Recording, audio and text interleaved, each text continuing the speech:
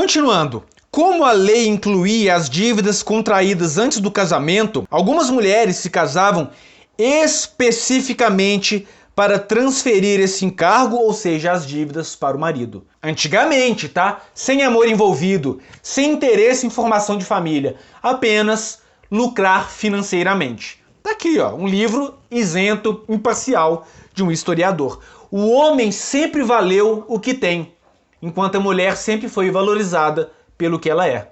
É justo? E agora uma das partes mais estarrecedoras da página 195. A obrigação vigorava enquanto houvesse casamento, mesmo que os cônjuges vivessem separados. Exato, sustentar uma mulher que nem mora com você. E a coisa vai piorar, olha só. Mesmo que ela dormisse com todo mundo, menos com ele. A sua obrigação de provedor continuava, mesmo que ela dormisse com todo mundo, menos com você. Isso antigamente. Quem era o verdadeiro oprimido, o verdadeiro humilhado, o verdadeiro menosprezado, o verdadeiro escravizado? Enquanto uma devedora podia ser libertada por indulgência, o marido continuava com uma boa chance de ser enviado à prisão. Então a gente vê que a mulher devedora recebe leniência da sociedade, o homem não. A responsabilidade do marido era tão absoluta que ele também tinha de pagar os honorários do advogado nas ações do divórcio. Quer ver a cereja do bolo? Se ligue nesse absurdo. Em outras palavras, as mulheres podiam pedir divórcio à custa do marido. Essa responsabilidade também extrapolou o século XIX. Ainda em 1966, um tribunal de Nova York decidiu que os serviços legais prestados a uma esposa numa ação matrimonial são indispensáveis. E um advogado tem o direito de trazer a plenário uma ação contra o marido por ter prestado esses serviços. Um ano depois, outro tribunal do mesmo estado decidiu que o propósito legislativo parece ser o de restringir ao marido ou ao pai a obrigação de pagar os honorários advocatícios da outra parte. Vocês conseguem ver? Se a mulher estivesse dormindo com outro, isso antigamente, você tinha que continuar pagando a conta. Se a mulher pede o divórcio, você tem que pagar a conta, né? Paga o seu advogado e paga o dela. Se uma mulher trai o marido e há divórcio, os filhos ficam com ela e a pensão também. A casa, talvez, sim, se ela não tiver lugar para morar. E se você trai ela fica com os filhos. Não importa quem trai, o filho é da mulher e a pensão também.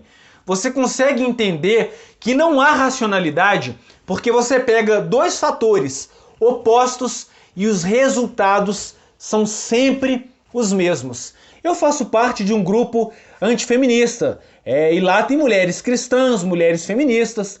Faço parte também de um grupo de conservadores. E o que eu consigo notar, tá? É uma coisa assim até bem curiosa. Alguns cristãos vão usar a Bíblia para falar que o homem tem que ser provedor. Outras pessoas usam a biologia para falar que o homem tem que ser o provedor. As feministas que falam em igualdade usam pesquisas fajutas e falsas de que mulheres ganham menos que os homens, ou de que, por exemplo, os pais podem se tornar predadores depois do divórcio, ou que a sociedade menospreza a mulher em uma grande variedade de áreas para que o homem seja o provedor. Então você vê o cristão querendo que o homem seja o provedor, você vê pessoas usando a biologia para falar que o homem tem que ser o provedor, e você vê feministas usando de falácias argumentativas para colocar o homem como provedor. Três segmentos completamente diferentes um do outro, inclusive um que nega a biologia e outro que fala da biologia, um que nega o cristianismo e outro que fala do cristianismo. E todos eles continuam batendo na tecla de que o homem tem que ser o provedor. Você consegue entender que o ginocentrismo tem tentáculos em todas as áreas? Você consegue perceber isso? Por isso que a gente fala que é o escravo feliz. O cara que se acha tradicionalista, defende papel de gênero, o homem sustenta, a mulher cuida de casa. Ele está perpetuando um problema que tem afligido os homens desde o início dos tempos, e ele acha que o problema é o feminismo, quando não é. Você consegue perceber que a oposição a esse sistema que castiga o sexo masculino, que é vigente na sociedade, ele é só o outro lado da moeda? Consegue perceber isso? Eu vi hoje na página Homens e Irmãos uma crítica ao Ítalo Marcílio. Ele até falou o seguinte: parem de seguir esse cara fica falando do papel natural do homem. Qual que é o papel natural do homem? Ser escravo da família financeiramente, se ausentar dos filhos para poder ser provedor, na mesma sociedade que não aceita um papel natural da mulher, ou que quando aceita quando é conveniente. Gente que fica batendo na tecla que é o homem que tem que ser o provedor, não pode fazer parte do movimento dos direitos dos homens, porque esse é um movimento de abolição dos estereótipos de gênero. Ah, Viking, então ele é igual ao feminismo? Claro que não. O feminismo aboliu os estereótipos de gênero apenas naquilo que era conveniente. Ele quer igualdade de resultados apenas com os homens que estão no topo da pirâmide. E ele acaba sempre usando a força do Estado para conseguir mais e mais benefícios, enquanto marginaliza 50% da população. Então o problema do feminismo é que ele não quer a igualdade real de direitos e deveres, quer a igualdade de oportunidades das mulheres no geral com os homens do topo, enquanto ignora a base da pirâmide. Mas o certo é a igualdade de deveres e direitos, tá? Como esse capítulo é muito extenso, eu tenho que fragmentar e fazer vários vídeos, né? Então eu recomendo que você assista os vídeos pregressos, também os vídeos futuros. E se não é inscrito, se inscreva agora no canal e a gente vai finalizar então com mais um pequeno trecho. Como o casamento é um arranjo pelo qual os homens provêm a subsistência das mulheres, logicamente, essa obrigação deveria cessar depois do divórcio. Mas não é isso que acontece, né? E como nós vimos aqui exemplos antigos, eu vou citar um exemplo novo. O Olavo de Carvalho mesmo fala, uma coisa que eu achei até curioso. Foi uma coisa que o meu vizinho, que é da roça, falou, e ele não tem o conhecimento de política muito grande. Há pouco tempo atrás, se a mulher dormisse com o cara algumas noites, ela já tinha direito a tudo que era dele. Hoje, a gente sabe que uma mulher sem filhos, né, pelo menos no Brasil, teria dificuldade em conseguir uma pensão alimentícia, a não ser que ela tivesse sido dona de casa por um longo período. Então já vai aqui uma red pill. Se você está disposto a sustentar uma mulher, não reclame se você tiver que pagar pensão para ela, ainda que vocês não tenham filhos. Você está cavando a própria cova. Depois vai chorar nas redes sociais, falando que o sistema é injusto. O homem que sustenta a mulher corre grandes riscos de perder tudo. Se você está disposto a arriscar, não vale chorar depois, né, meu amigo? Homem que sustenta a mulher, hoje em dia, está sendo verdadeiramente imprudente. Vocês se lembram do caso Sérgio Schiller e Cristiane Machado? Ela não tem filho com ele. Ele tem filho pequeno com a nova esposa dele.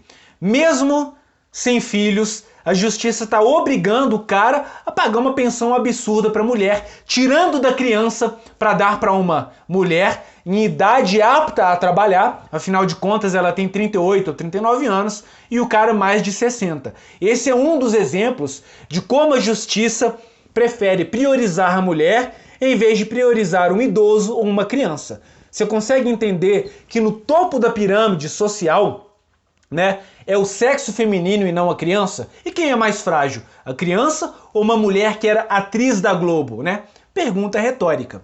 E diz aqui, é claro que um homem cuja esposa o abandona ou pede o divórcio, perde tudo que investiu nela, antes e durante o casamento. Você que pagou o motel no início, pagou a conta, comprou aquela aliança, trabalha arduamente para sustentar a sua esposa. O dia que ela pedir o divórcio, você perde tudo e ainda terá que pagar uma indenização, seja na forma de pensão alimentícia ou perda patrimonial. Pagar porque a mulher te largou, ainda que ela tenha te traído. Mantenha sempre isso em mente, tá? E ele diz aqui que talvez essa seja a explicação para o fato de as mulheres não poderem se divorciar sem o consentimento do marido na Roma pré-clássica, nas rígidas leis judaicas, no Código de Manu e na maioria das culturas islâmicas atuais. Você consegue compreender que a partir do momento que uma mulher pode pedir o divórcio sem uma justificativa plausível, não faz mais sentido o homem ser provedor.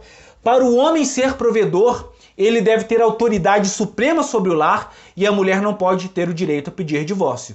Então, meu caro, quando a gente fala que tem muito cara aí se achando fera, bancando o tradicionalista, você fez um acordo com a sua esposa. Ela vai cuidar dos filhos, arrumar a casa. Se aquela esposa que todo tradicionalista pediu a Deus, e você vai sustentá-la. Você será autoridade até quando for conveniente para ela. Ah, mas sou eu que mando no lar. É mesmo? E se ela quiser pedir o divórcio? Você tem poder para impedir? E se ela quiser ficar com os filhos, se mudar de estado e você não ver mais as crianças e continuar pagando pensão alimentícia?